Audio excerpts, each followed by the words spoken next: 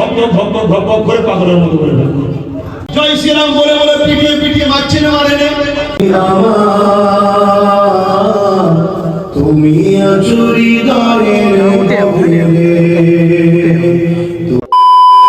Hello guys, আসসালামু আলাইকুম। So চলে আসো আবার একটা রাঙামাটার ভিডিও নিয়ে। সো আজকে আমি এসেছি আমাদের প্যানপুর পিজার আব্বাস সিদ্দিকী ভাইজানের জলসাতে। তো এই যে দাঁড়িয়ালা গোপালপুর, এখানে জলসা হবে, মসজিদের ভিতরে জলসা হচ্ছে। আর এখানে কত সুন্দরভাবে লাইটিং করেছে দেখো, এই যে গাছ গাছ পাতা এগুলো কত সুন্দরভাবে ঘুরছে দেখো। আর চলো তোমাদেরকে মসজিদ, এটা হচ্ছে মসজিদ, ঠিক আছে। আর এই মসজিদের ভিতরে আর কি এখানে জলসাটা হবে। সো এই যে দেখতে পাচ্ছি এই জায়গাটা কিন্তু মানে স্টেজ করেছে, এই হচ্ছে স্টেজ আর এই সামনে হচ্ছে জায়গা। স্টেজের মধ্যে দেখো একটা সোফা আছে, আর এইদিকে দুটো চেয়ার, ওইদিকে চেয়ার আছে, আর পিছনে এইভাবে ডিজাইন করে সাজানো হয়েছে, আর সামনে ফুল দেওয়া। আর এই ভাইটা গজল গাইছে, হেভি সুন্দর গলা কিন্তু।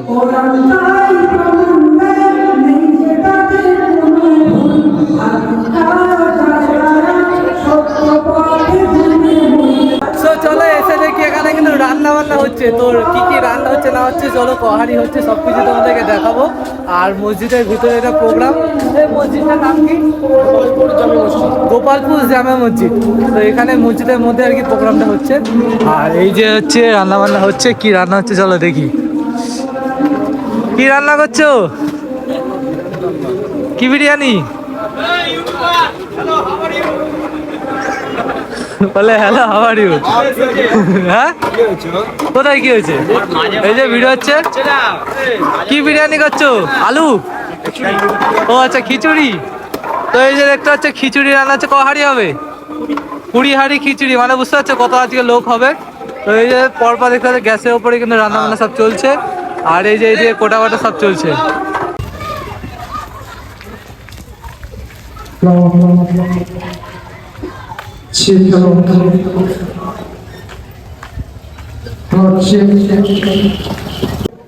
তো মগরিবের নামাজ হয়ে গেছে, আর এখন দেখো এই যে মসজিদের ভিতর তবুও মিডিয়া ভাইরা চলে এসেছে। আর স্টেজটা দেখো সেজে উঠেছে, খুব সুন্দর লাগছে। আর এখানে কিন্তু এই মানে কি বলে চট পেতে দিয়েছে।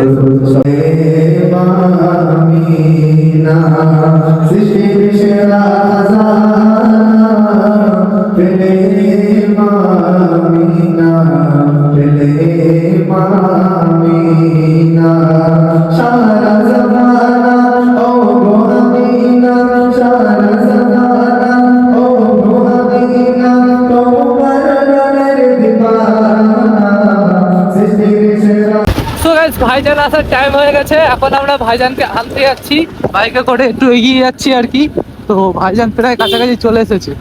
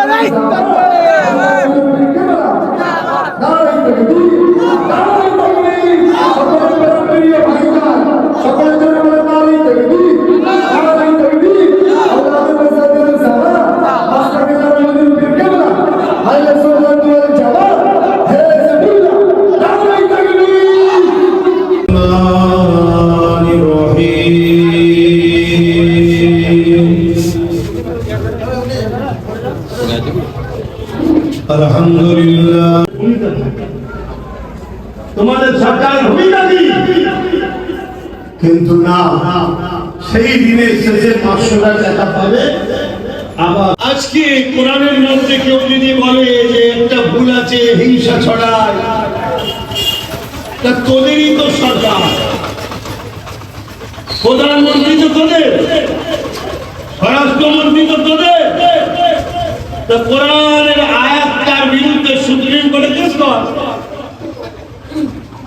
আর তোরাই তো আমেরিকাকে আব্বাজান বলে মানিস। আমেরিকা যখন রাষ্ট্রসংঘের মাথায় বসে আছে, দরকার রাষ্ট্রসংঘকেও বল বলে কোরআনের ওই আয়াতটার বিরুদ্ধে মামলা করে এটাকে রুখে দে। শুনছেন তো নাকি? কিন্তু এরা এই ডিবেটে যাবে না। কেন জানেন? এই ডিবেটে গেলে একটাই প্রমাণ হবে, কোরআন যে সত্য সেটা রাষ্ট্রসংঘ বলতেও বাধ্য হবে, আমাদের সুপ্রিম কোর্টও বাধ্য হবে। তখন দেখা যাবে এই খবর দুনিয়াতে ছড়িয়ে যাচ্ছে, হিতে বিপরীত হয়ে যাবে, লোক কোরআনের প্রেমিক হয়ে যাবে। জোরে বলুন সুবহানাল্লাহ। এই ডিবেটে যাবে না। গায়ে জোর আছে, মিডিয়ার সামনে ভক ভক ভক ভক করে পাগলের মতো করে ফেলবে। এই কেস করার পর রাজ্য প্রশাসন যদি এই সন্ত্রাসবাদীর বিরুদ্ধে ব্যবস্থা না নেয়, তাহলে প্রতিটা গ্রাম থেকে উচিত এই রাজ্য সরকারকে ফেলে দিয়ে এমন সরকার আনা দরকার যে কোরআন মানে না তার বিষয়, কমসে কম কোরআন বা কোন ধর্মের বিরুদ্ধে বাংলায় যেন কোনো কেউ মতনৈক্য করতে না পারে, করলে যেন তার বিরুদ্ধে আইন তৈরি করে। যেমন কেরল সহ তামিলনাড়ু সহ বিভিন্ন জায়গায়, কর্ণাটক বিভিন্ন জায়গায় আইন তৈরি হচ্ছে। কোন ধর্মের বিরুদ্ধে কেউ কথা বললে তাকে সঙ্গে সঙ্গে জেল দেওয়া হবে, ফাইন করা হবে। এরকম একটা আইন হওয়া দরকার আছে না? তবে আমার যদি বিশ্বাস করো, আল্লাহ যদি কখন আমার ভাইকে ক্ষমতায় নিয়ে আসে, আমি তাকে বলবো আইনটা কর। কেন? গণতান্ত্রিক দেশে আইনটা হওয়া অবশ্যই দরকার। কেন? এই দেশের ঢাঁচাকে বাঁচাতে গেলে এই আইন হওয়া দরকার, শুধু কোরআন না। আমার কাছে যেমন কোরআন প্রিয়, অন্য ধর্মগ্রন্থ তার কাছে প্রিয় হতে পারে না, পারে না। তাই কারো বিরুদ্ধে, কোন ধর্মগ্রন্থের বিরুদ্ধে কেউ বললে, কোন ধর্মগুরুর বিরুদ্ধে কেউ বললে, তার বিরুদ্ধে আইনত ব্যবস্থা মামলা হওয়া দরকার। সংবিধানে আছে, কিন্তু সরকার লাগু করছে না। সরকারও ভেতরে ভেতরে কোরআনের বিরুদ্ধে। সরকারও বলেছিল কোরআন মিটে যাবে, আমার উন্নয়ন দিবে না। যদি আমরা কোরআনের পক্ষে হই, তাহলে এই দুটো প্রমাণ আমাদেরকে দেয়া দরকার আছে না? আছে। একটা চুক্তি হয়েছিল মক্কার মুসলমানদের সাথে, মক্কার মুশরিক জালিম অত্যাচারী শাসকদের সাথে। এটা যুদ্ধের চুক্তি, মনে রাখবেন। চুক্তি হয়েছিল। কি চুক্তি? শান্তি চুক্তি।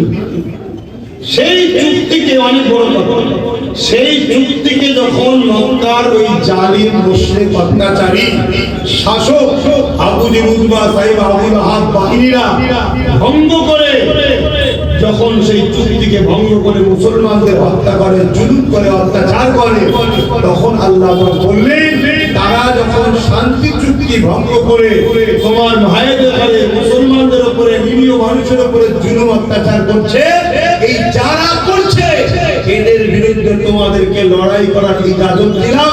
যেখানে পাবে তাদেরকে বন্দী করো, তাদেরকে কতল করো, তাহলে এরা সমাজে শান্তি বিঘ্ন করছে। এদের মধ্যে থেকে যারা এই জুলুম করেন বা জুলুম করেও ফেলেছে, যদি ক্ষমা চেয়ে নেয়, আল্লাহর কোরআন তার পরের আয়াতে বলছে তাদেরকে তোমরা ক্ষমা করো এবং নিরাপদ জায়গায় তাদেরকে থাকতে দাও। বলুন সুবহানাল্লাহ। ধরুন আমাদের দেশে একটা চুক্তি হয়েছে, একটা ভাই ইন্ডিয়া, ভারত, একটা পাকিস্তান ভাগ হয়েছে, চুক্তি হয়ে গেছে, এদিকটা তোর, এদিকটা আমার।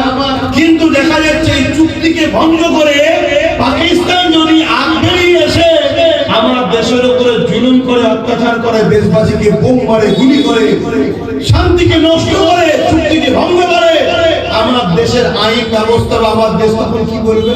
যেখানে পাবে পাকিস্তানিদেরকে মারো। কি বলা দরকার আছে? কেন? তারা চুক্তি ভঙ্গ করেছে, আইন অমান্য করেছে, একটা সিস্টেমকে ব্রেক করে সমাজে সন্ত্রাসী শুরু করেছে, খুন শুরু করেছে, নারীদের উপর অত্যাচার শুরু করেছে। অতএব এদেরকে শাস্তির দরকার আছে না?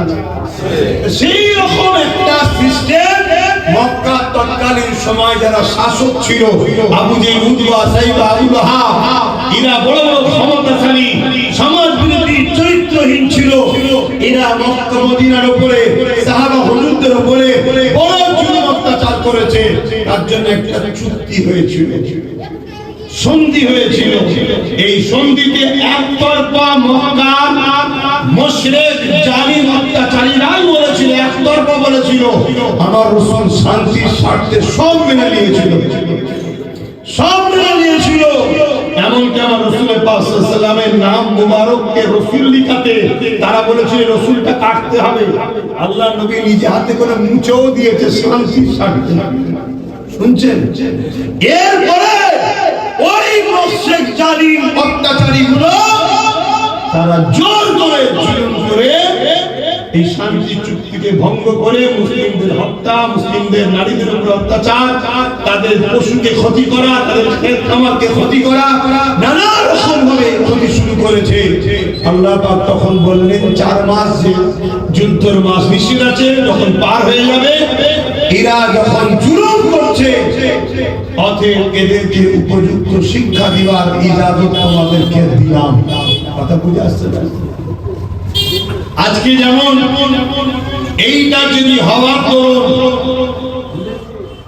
জালিমকে বিরুদ্ধে লড়াই করার দরুন, সন্ত্রাসদের বিরুদ্ধে লড়াই করা যদি কোন একটা ধর্ম বা ধর্মগ্রন্থের উপরে কেউ আঘাত দেয়, আর এটা মূলত বাংলাদেশে একটা আমার গায়ের ইসলাম ভাইকে কিছু লোক পিটিয়ে মেরে আগুন দিয়ে পুড়িয়ে দিয়েছে, দেখেছেন? দেখেছেন? আচ্ছা, এই কাজটাকে আপনারা কেউ সাপোর্ট করেন? এই মেরে দেওয়া কুরআন ইসলামে ইজাজত আছে? ইসলামে তো কুরআনই হারাম। ইসলামে যদি কারো কার্টুন তৈরি করে পোড়াও, ওটাও ইসলামে নিষেধ। এই যে আমরা আন্দোলন করতে গিয়ে অনেক সময় বিভিন্ন নেতাদের কার্টুন তৈরি করে পোড়াই না, ওটাও ইসলাম বিরোধী। কিন্তু আবেগে করে ফেলে ওটাও কিন্তু ইসলাম বিরুদ্ধে। এখানে ইসলাম পোড়ানোর পক্ষে নয়। এই চেহারাটাকে আল্লাহ বড় সুন্দর করে বানিয়েছে, ইসলাম ইজাজত দেয়নি। কিন্তু আমার প্রশ্ন হচ্ছে, বাংলাদেশে আমার এক ভাইকে হত্যা করা হয়েছে, পুরানো হয়েছে, এটা নিন্দনীয়, এটা অন্যায় কাজ।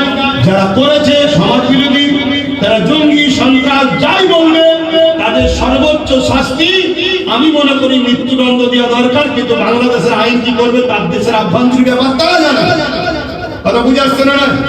কিন্তু এইটা হওয়ার তুলন যদি কোরআন খুশি হয়ে যায়, কেন ওখানে নাকি মুসলমানরা মেরেছে বা নরত্ববীর আল্লাহ আকবার দিয়েছে, এই কারণে ইসলাম ও কোরআন যদি খুশি হয়, তাহলে আমার ভারতবর্ষে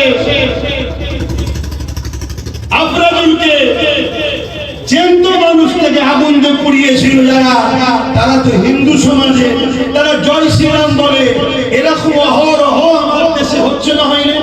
জয় শ্রীরাম বলে বলে পিটিয়ে পিটিয়ে মারছে না, মারে না, খুন করছে না, করেনি। তার জন্য কি তাহলে আমরা মুসলমান বলবো যে রাম জঙ্গি ছিল? এই বলবো? এই বলবে তোমরা? না, বলা যাবে না। কেন? একটাকে অন্যায় করার জন্য একটা কারণ নাম দিয়েছে বলে তাকেই যে খারাপ বলতে হবে এমনটা নয়। কেন? কেউ দোষ করলে সে দোষী। স্কুলের একটা ছাত্র যদি ভুল করে, তাদের নাকি প্রতিষ্ঠানকে বন্ধ করে দেন নাকি আপনারা? কথা বলুন। আমার দেশে অনেক হিন্দু ধর্মের ভাইরা তারা আজকে পাকিস্তানের সঙ্গে গুপ্তচর হয়ে আছে, প্রায় ঘাড়া প্রার্থনা করেন। এই যে বোম মারলো বিভিন্ন জায়গায় হিন্দু ধর্মের লোক, এর জন্য কি তাহলে বলবো হিন্দুরা সব পাকিস্তানিদের সঙ্গে সেটিং আছে? এই বলবো হিন্দুরা ভারতের সঙ্গে গাদ্দারি করছে? না, এটা বলা ঠিক হবে না। যে ভুল করেছে সে দোষী। 10 জন ভুল করেছে বলে 10 কোটি লোককে কখনো আসামির কাঠগড়ায় তোলা যায় না। আর আজকে এই হিন্দু লোক জয় শ্রীরাম বলে মেরেছে বলে, পুড়িয়ে দিয়েছে বলে, তার ধর্মগ্রন্থগুলো সন্ত্রাসী শিকার, এটাও বলা কিন্তু শিক্ষার পরিচয় যদি বলেন দেয় না। কেন? কেউ যদি পাপ করে, ভুল করে, সে ছাত্র দোষী, তার সিলেবাস কখনো দোষী হতে পারে না। কোন ধর্মই হিংসা শিখায় না, কোন ধর্মই বিভাজন শিখায় না। খারাপির মধ্যে জড়িয়ে যায়। যেমন আজকে যে কোরআনের বিরুদ্ধে কথা বললো, তারা যাকে ধর্মগুরু বলে মানে, গুরুচাঁদ ঠাকুর, হরিচাঁদ ঠাকুর, তারাও পড়াশোনা করেছে মাদ্রাসা মক্তব থেকে, কোরআনের হাত থেকে তারা পড়াশোনা করে বড় হয়েছে। কথা মাথায় ঢুকছে না, ঢোকে না? তাহলে দেখুন তারা কত ভালো মানুষ ছিল, তারা কত ভালোবাসত, কিন্তু তার ঘরে যদি একটা কলঙ্ক জন্ম হয়, তার জন্য পুরো সবাইকে খারাপ বলা, এজন্য বলেন কথা বুঝে আসছে। আজ কত মুসলিম এমএলএ আছে, কত মুসলিম এমপি আছে, কত মুসলিম প্রধান আছে, বিডিও আছে, কি বলে ব্লকের দায়িত্বে আছে, কত মন্ত্রী দাবিদার মুসলমান। তুমি যদি মুসলমান সাচ্চা হও, এটাই তো তোমার টেস্টের সময়। কি বাপেরা, এটা তো সময় নাকি? হ্যাঁ, কিন্তু এখানে তুমি কেস করবে না, তাহলে জানতে হবে তুমি সেজে আছো মুসলমান। আগামী দিন তোমার পাশে মুসলমানদের দাঁড়িয়ে কোনো লাভ হচ্ছে। আমি হওয়ার পক্ষে বিরুদ্ধে নয়, কিন্তু এই আন্দোলনের বিরুদ্ধে মমতা ব্যানার্জি কি বলছে যে বাংলাদেশে মেরেছে, ওটা বাংলাদেশে যে আন্দোলন করো, এখানে নয় বলছে। কিন্তু এই বাংলাদেশে আমাদের ভোটে হওয়া সরকার বলছে ওয়াকফের আন্দোলন এখানে না, দিল্লি গিয়ে করো। বলেছে না, বলে না? কেন জানে এদেরকে যা খুশি বলো, ভোটের সময় 500 দেবো, আবার দেবো। এই জন্য আমাদের গুরুত্ব নাই। আর ওকে বললে খবর আছে, কেন? ওই তো টিকিয়ে রেখেছে একে, যত পাচ্ছে মুসলমানদের গাল দিচ্ছে, আমরা মুসলমান ভয়ের কোলে বসে। কথা বুঝছেন তো? অসুবিধা হচ্ছে নাকি? কষ্ট হচ্ছে?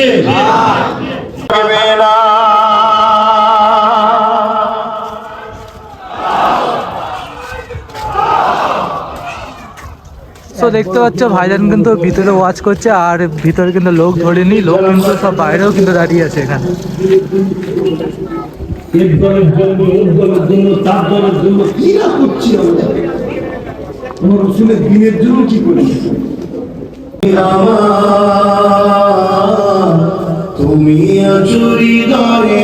বিজেপি সরকার মুসলিম মাদ্রাসা কোরআন দিনের পক্ষে না বিরুদ্ধে? আওয়াজ দিয়ে বলুন, বিরুদ্ধে। জালিম না জালিম নয়? বলুন, জালিম। আমার রাজ্য সরকার কেন্দ্র সরকারের আইনকে মেনেছে না, মানে এরা দুজন এক হলো না, হলো না? এরা দুজনেই মসজিদ মাদ্রাসা কোরআনের পক্ষে না বিরুদ্ধে? বিরুদ্ধে। সেই জায়গায় নবী বংশের ছেলে নওশাদ কোরআনের পক্ষে, দিনের পক্ষে, মসজিদ মাদ্রাসার পক্ষে না বিরুদ্ধে? পক্ষে। পক্ষে না হতো না, সুপ্রিম কোর্টে কেস করে লড়ছে কেন? আজও যে মসজিদ মাদ্রাসা ঈদগাহ কবরস্থান গুলো দাঁড়িয়ে আছে, ওটা নওশাদের মামলাতে এখনো চলছে। আপনাদের উচিত হবে একজন ধর্মগুরু হিসাবে, এটা কোনো অন্যদিকে নিলে হবে না, ধর্মগুরু হিসাবে আমার ভালোবাসার মসজিদের পক্ষে যে দাঁড়াবে, তার পাশে আমাদের দাঁড়ানো দরকার আছে না? নওশাদের হাতকে শক্ত করার আহ্বান আপনাদেরকে জানালাম। আর এরা দুজন যে মসজিদ মাদ্রাসার বিরোধী করছে, এদেরকে ধ্বংস করার জন্য ওসিলা হিসাবে আপনাদেরকে ঐক্যবদ্ধ হওয়ার আহ্বান করলাম। এটা করার অধিকার আছে না? আছে। ভাবছেন না তো হুজুর আবার ঈশা রাজনীতির কথা কেন বললো রে বাবা? এটা ভাবছেন না? নবী দিবসের মেম্বারে ইসলাম বিদ্বেষীদের নিয়েছে, রাজনীতির নেতাকে নিয়েছে, তখন রাজনীতি হয় না? ইফতার পার্টির নামে আমার ধর্মের একটা বৃহত্তম ফরজ কলেমা, নামাজ, রোজা, 3 নম্বরে যেটা আছে, সেই ইফতার পার্টির নামে গপ করে সারাদিন গিলেছে যে কোনো, সেগুলোকে নিয়েছে। কি রাজনীতি নয়? ঈদগাহ, ঈদগাহ, এটা ঈদগাহ নাকি? এই ঈদগাহ যখন ঈদের নামাজ হয়, মসজিদে আসে, আমার ধর্মের ঈদের নামাজে আমার মুসলিম মেয়ে আসতে পারে না, কলকাতা ঈদের নামাজে রাজ্য সরকারকে নিজে রাজনীতি নয়? কোটি কোটি টাকা আমার তোমার ট্যাক্সের টাকায় দীঘাতে মন্দির করা, এটা ধর্ম নয়, রাজনীতি নয়? কি গো, এই আজকে নিউ টাউনে 1100 কোটি টাকা আমার তোমার টাকা জনগণের টাকা, দেশবাসীর টাকা, বাংলার মানুষের ট্যাক্সের টাকা জায়গা ধর্মের স্থানের জন্য দিয়ে দিল। অপরদিকে ওই নিউ টাউনে তোমার আমার ঘাটের পয়সায় মসজিদের টাকাকে জোর করে দখল করে রাজ্য সরকার হিট পকেটে দিচ্ছে। তাহলে এরা মসজিদের দুশ্মন নয়? এরপরও যদি কোনো মুসলমান এদেরকে শক্তিশালী করে, তার ইমান থাকবে না। একটু ভাবে পাওয়ার তৈরি করা আগামী দিন বড় মৌলানা দরকার, ইমাম দরকার, ইমাম দরকার, কিন্তু ইমামের মুদিয়াতে কেস হয় না। আর হুজুরের পানি পড়াতে তোমার জেল থেকে বেরিয়েও যাবে না, বার করার জন্য লোক দরকার। এটাও দরকার, ওটাও দরকার, দাওয়াও দরকার, দোয়াও দরকার। কি দাওয়াও দরকার, দোয়াও দরকার। আমরা নাই দোয়া করলাম, হুজুর মুলি সাহেব মিলে দোয়া করছি, কিন্তু দাওয়াটা কে দেবে? ওসাদের সাথে যদি আরো দুটা 30 যদি শক্তিশালী হবে না, কমবে, ভাববে।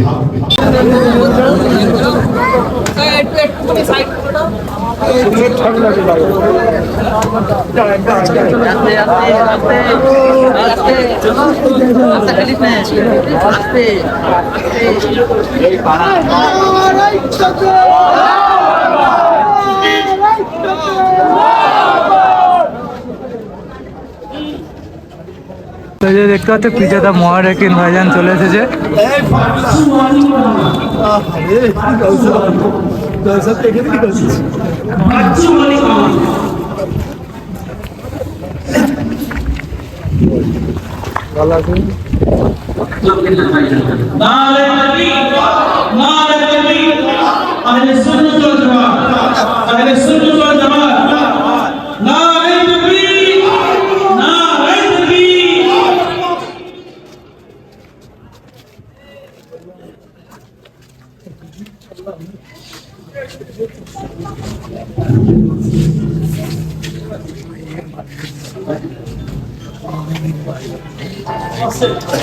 তখন তোমাদেরকে দেখাচ্ছিলাম যে এখানে কিন্তু খিচুড়ি রান্না হয়েছে, তো সেই খিচুড়িগুলো এখন প্যাকিং হচ্ছে। তো এইগুলো হচ্ছে তাওয়ারুক।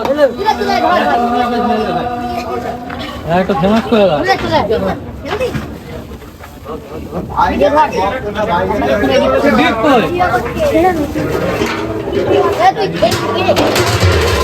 তো প্রথমে এসে ভাইজান ওয়াচ করলো, ওয়াচ করার পরে এসা নামাজ হলো। এসার নামাজ হওয়ার পরে মহারাকিন ভাই আসলো, উনি এসে উঠলো। তো উনি এখন ওয়াচ করছে। তো আজই ভিডিওটা এখানে শেষ করছি। তো আর কিছুক্ষণের মধ্যে তোমাদেরকে এডিট করে আপলোড করে দেবো। তো চলো।